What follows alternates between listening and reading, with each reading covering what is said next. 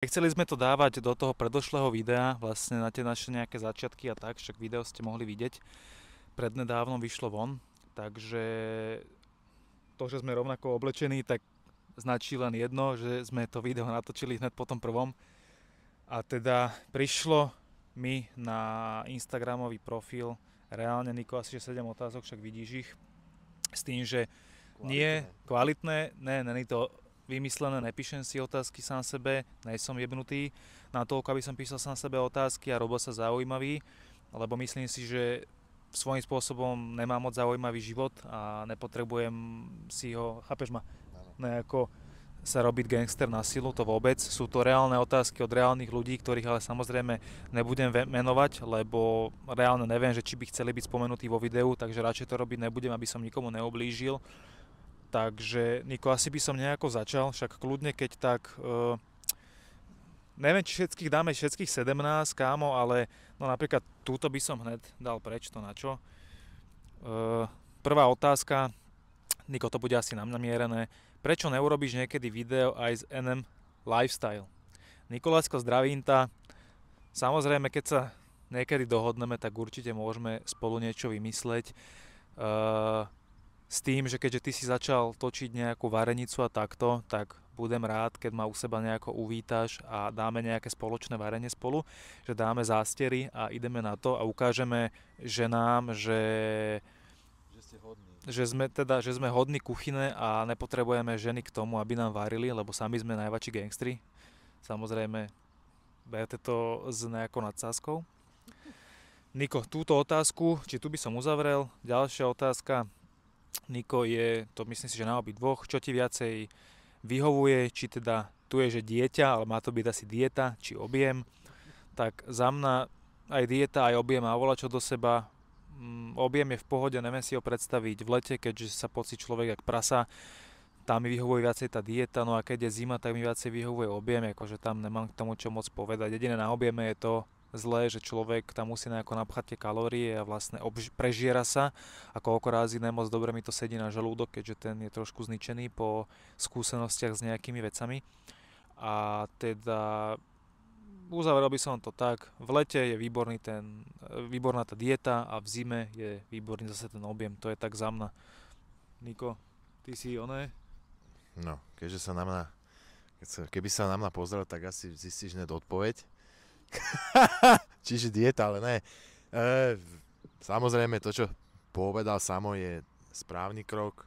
Myslím si, že tak by to malo fungovať, pokiaľ teda ti na tom záleží viac. Ja som názoru toho, aby si to robil tak, aby si to čo najdlhšie vydržal. To znamená... Aby si čo najdlhšie žil hlavne. si čo najdlhšie žil, presne tak. Aby sme mohli pravidelne ostrikovať okuliarky. Čiže je veľmi dôležité to, aby si neslopal v prvom rade a nefetoval a potom išiel cvičiť, lebo aj Samo má také skúsenosti. Ale ja som nikdy nefetoval predtým, ak som išiel cvičiť. Ale slopával si, to je rozdiel. Slopával, no? Aj kúkaš, čo ešte si Malborku zapali. No, Nie. no, ale samozrejme na leto nejaký cut, v mojom prípade pár kilogramov sa trošku lepšie cítiť, lepšie zhodiť, na tom aktuálne pracujem alebo sa snažím. Ale pre mňa je určite optimálnejšie si držať nejaký režim, ktorý viem dlhodobo udržať a jednoducho mám tam jedlá, ktoré jednoducho majú tam byť. Pre mňa sú dôležité v jedle bielkoviny, kvalitné sacharidy, kvalitné tuky, takže tak, ale samozrejme by to malo byť rozdelené, keď teda sa chceš páčiť ženskému pohľaviu. A však teda aj mužskému, však teda môže, dneska je taká doba. Áno, Niko, dneska je taká doba, ale dneska je ešte, vieš, aká doba? Že niekto sa cíti jak sanitka. Čiže to si videl to video? To som bol z toho v piči. No, ďalšia otázka, Niko, teda keď si už to nejako uzavrel. Ako by podľa teba mala cvičiť žena? Akože môj názor je ten, že... Nie nahá. Nie nahá, to určite. Nie nahá, to určité. A myslím si, že normálne klasické cviky, takisto jak cvičí aj chalán alebo chlap. Myslím si, že u žien je to svojím spôsobom nejako že jedno, ale to je zase môj názor. Ja som není tréner, v živote som s babou ani necvičieval, kámo. Keď som mal ešte frajerku, ktorú som vlastne priviedol aj k cvičeniu a dúfam, že si pamätá. Ja si zase nepamätám to, že by som jej ostrikal okulárky, čo ma veľmi mrzí, takže keby to kúkáš náhodu, tak mi napíš a ostrikame, ale ne, to si robím srandu, berem späť. Takže vtedy, keď som s ňou cvičieval, ty kokos, jak nám trpí. Keď som s ňou cvičieval, tak išli sme na moje bežné cviky a myslím si, že takto to aj stačí, ako vlastne však ženské telo funguje presne tak isto. Počkaj.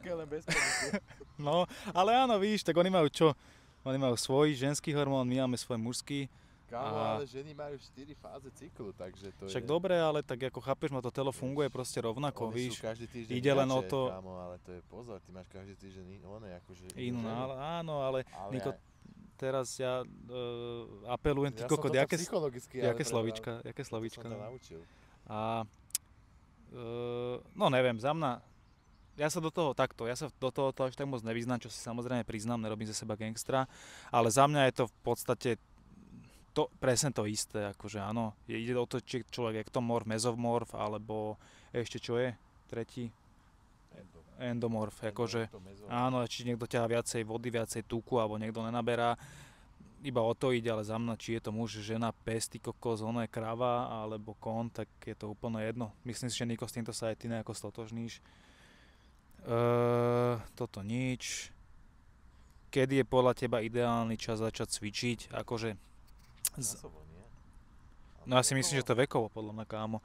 Akože čo sa týka veku, ja reálne som možno prvýkrát vyskúšal činky, dobre, v komerčnom fitku som začal cvičiť, áno, keď som mal nejakých 15-16, ale reálne prvýkrát, keď som pričuchol k nejakým jednoručkám, tak som mohol mať 90 rokov a vtedy mi ich kúpil vlastne táto, víš, a to som cvičil len tak, že biceps, ramena a to je asi tak, lítka a to je tak všetko, ešte brucho som s nimi cvičil.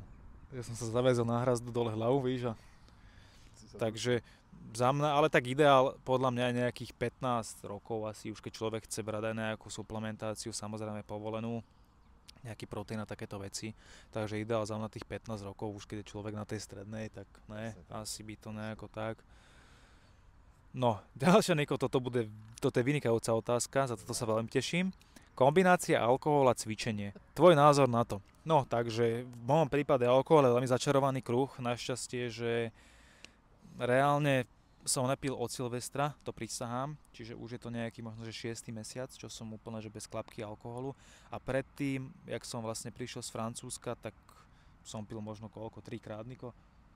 3-4 krát maximálne. Čiže ono to tak vychádza, keď to rozdelíme na dĺžku roka, tak možno, že každé 3 mesiace, že som si trošku vypil a to je tak celé. Ale teraz ozaj táham celkom takú štreku, že reálne mi to nechýba, nepotrebujem ten alkohol, zle zvládam na druhý deň tie stavy a situácie, keď som opitý a nebudem zo seba volať zarobiť čaša, aj keď teda poväčšinou si idem vypiť s ľuďmi, ktorých mám akože rád a mám si s nimi čo povedať a hlavne nevynášajú z tej našej skupiny nejaké informácie, skupinky, tak.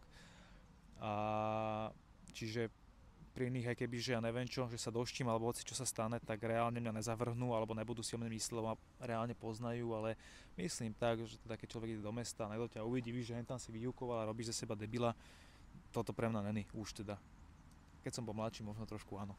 Niko, ty sa kľudne k tomu vyjadri a ty skôr drogy, jak alkohol. No, Samo zabudol na jednu podstatnú vec a to je to, že síce nepije, ale začal žrať Neurol. To je dôležité dodať. To sú zázračné tablietky.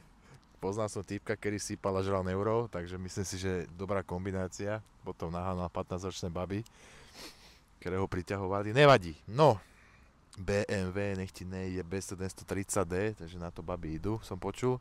Neviem, ja mám Volkswagen. No, ale ja som alkoholu v podstate prepadol, je silné slovo, keď som mal od 17, možno niekedy do 20 rokov, bolo také aktívne obdobie. To je vlastne to, čo som spomínal v tom prvom videu, že jednoducho skúšali sme cigarety, alkohol, tam to celé skončilo aj začalo. A keď som mal potom nejaký vyšší vek a zistil som, že aký je to nezmysel, tak som s tým prestal. A v podstate ja som už skoro 2 roky čistý, takže naposledy kamarát mal svadbu, Marek, týmto tam pozdravujem, kamarát. Vtedy sme si s kamarádom, so Simonom, vlastne však vieš, to je náš spoločný kolega, sme si dali u neho náskôr na rozlúčke, kámo, to sme Monkey klube ešte, bývalý Monkey klub, tam sme slopali a ešte v Raspberry, kámo. začal som, že ruský štandard s pivom. Kamaráde, to som veľmi rýchlo zistil, že je to zlé a potom som ešte teda v Monkey klube som to potom už fínsku vodku zapíjal z Coca-Colu. No, ale už potom to bol posledná vec, čo som spravil a potom už vlastne na svadbe som pil iba vínečko, takže tak a odtedy v podstate som úplne suchý, takže a je to nezmysel, nerobte to naozaj, radšej žerte ten Neurolax samo a to vám stačí, ale nie, to bol žart. No takže Niko to trošku tak rozsiahle, jak by som to povedal, vysvetlil túto otázku, alebo pomenoval. Potom sú tu, Niko, také otázky, že túto môžeme v podstate akože spojiť do jednej, že kto je tvoj momentálny vzor, čo sa týka fitness, aký je tvoj momentálny fitness cieľ. Nejaké svojím spôsobom vzory nemám, mal som ich, keď som bol mladší a teda bola to taká tá stará kulturistická éra, ak bol ešte Pavol Jablonický, potom neskôr teda, no, a Jay Cutler, Coleman, však to proste každý, myslím si, že takto mal. Čím som starší, tých fitness vzorov nejako ubúda, lebo s nikým sa neviem 100% stotožniť. Aj napriek tomu, že mám aj kamarátov, ktorí sú extrémne úspešní, jak je napríklad aj Olino, týmto ho pozdravujem. A je to za mňa, že extrémny týpek, veľa toho dokázal už teraz v mladom veku svojím spôsobom. A ešte ďaleko to za mňa dotiahne a držím mu veľmi, veľmi palce. Ale akože nemám nejaké že svoje vzory alebo takto, myslím si, že to patrí pre tú mladšiu generáciu, keď sa nejako vyvíjajú a chcú sa nejako možno že zaradiť, chápeš, že teda aby možno, že teda nejako aj oni vynikli, neviem, ja už som sa nejako, viem, čo je asi pre mňa už také dôležitejšie a teda toto není. Aký je môj fitness cieľ? No momentálne som v diete, nejaký 10. týždeň, pomaličky to vylieza, Niko, však videl si fotky. Čiže teraz ešte nejaké 2 mesiace potiahnem dietu, idem ju ozaj, že jednak akože striktnú, nedávam si ozaj nič, čo by som nemal, to si strážim, ale nechcem ju, že čo najrýchlejšiu, ale radšej pomalšie a nech je kvalitná, ako spraviť formu, že za 2 mesiace. Vieš, chcem byť tak aj na kúpalisku a tak, čiže toto je za mňa asi odpoveď na tieto 2 otázky, dáme potom už len jednu a aby som to aj tipol. Áno. Takže s tými vzormi sa ja určite stotožňujem. Myslím si, že preto aj my sme to spomínali vo veľa videách, že sme vo veľa veciach spoloční, máme spoločné názory a v podstate tie kulturistické vzory boli v tomto smere spoločné, či sú to fakt nejaké legendy zo zahraničia alebo tieto československé tzv. Kontroverzné, ale vždycky sme si našli to dobré v tom a to je možno ešte druhý môj odkaz, taký motivačný, kámo. Sa cítim jak Ošo, ale nevadí. Naozaj, keď máte hoci koho dneska za vzor, moderného, nemoderného, akéhokoľvek a rozpráva, ako on cvičí a čo bere a čo mu funguje a nefunguje, to neznamená, že to bude fungovať na teba. Vyskúšaj, daj tomu šancu, venuj tomu čas, ale jednoducho pokiaľ ti to nejde, musí skúsiť niečo iné, každý je úplne iný. A jednoducho neriať sa slepo ako ovca tým, že on to robí, tak to musím robiť aj ja. A to není iba o cvičení, to je o chovaní, o prístupe životu k ľuďom a ku všetkému, takže naozaj treba na to dávať pozor, aby z vás nevyrástli nejaké entity, ktoré nemajú výpovednú hodnotu. Takže tak. Dobre ľudia, prechádzame k poslednej otázke. Možno, že ste si aj všimli, že som si zapálil cigaretu. Tak áno, fajčím, nie zase nejako veľa a mám to možno, že tak, ja neviem, že 4 za deň. Teraz som mal tú potrebu sa trošku akože tak uvoľniť pred tými otázkami, tak som si proste, že zapálil jednu cigaretku, ale teda akože myslím si, že veľa ľudí, ktorí cvičia, tak proste však robia aj horšie veci ako nejaké fajčenie, ale reálne ja to nepreháňam, súdnik, keď si nedám ani jednu. Posledná otázka, Niko, je tá, že kde čerpáme nejakú inšpiráciu na videá. Viete čo, k tomuto, ja keď môžem povedať, myslím, že Niko sa s tým aj stotožní, je tá, že my ani nehľadáme nejakú že inšpiráciu alebo niekoho, že by sme chceli kopírovať alebo nejako robiť totožné videá, to vôbec. Myslím si, že tá inšpirácia je proste, že v nás dvoch, že to, jak si myslíme, že je to dobré, možno, že sme ovplyvnení ešte tou starou érou, ako to robil, dajme tomu, že Grznár, Beran a títo ľudia okolo nich. ale reálne to, čo vidí v tých videách, tak proste taký sme my, bez nejakej masky alebo bez toho, aby sme zo seba museli robiť v úvodzovkách kreténov, lebo však niekedy je to celkom vyhrotené Niko za mňa, niektoré veci, ale zase je to len v rámci nejakej srandy. Veď podľa toho, ako možno, že odpovedáme na otázky, tak vidíte, že sme proste dvaja normálni, obyčajní chalani, ktorí vedú bežné životy, či už teda po pracovnej stránke, alebo aj v súkromnom nejakom živote. Takže ja by som sa k tomu vyjadril tak. Niko, keď máš ešte ty k tomu čo povedať, tak kľudne povedz a nejak to ukončíme. Inšpirácia sme my dvaja, sami pre seba. Vždycky si každý nápad rozpovieme, vždycky sa poradíme, čo by sme na tom vylepšili, čo by bolo vhodnejšie, nevhodnejšie. Riešime to medzi sebou a medzi sebou sme sami sebe kritici, to znamená, aj keď nejaké video vyjde, vždycky to bývam ja, ktorý si ho pozrie ako divák, nie ako ten, čo nám účinkoval, automaticky ho bude hypovať, že je dobre, proste pozriem si ho ako divák a ohodnotím, čo bolo dobre, čo proste bolo super, čo nám vyšlo, čo možno nevyšlo. V podstate, a to je najdôležitejšie, čiže my dvaja jednoducho nesnažíme sa ísť nejakými trendami, ktoré sú dneska moderné, pretože sa to extrémne rýchlo mení, lebo je taká doba. A snažíme sa šlapať si tú vlastnú cestu a myslím si, že druhá inšpirácia, čo sa aj samo stotožní ste vy, sú ľudia, sú ohlasy, pozitívne, negatívne, premlčané, umlčané, každékoľvek, jednoducho aj tí, čo sa nepriznajú, aj priznajú.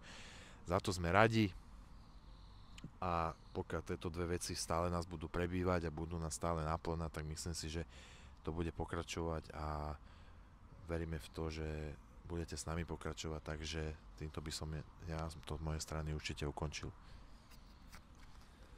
Dobre, tak lúčime sa s vami, táto legendárna dvojka. Ďakujeme vám za všetko teda, aj za tieto otázky chalanom a vidíme sa pri následujúcich počinoch. Ľúbime vás. Čaute.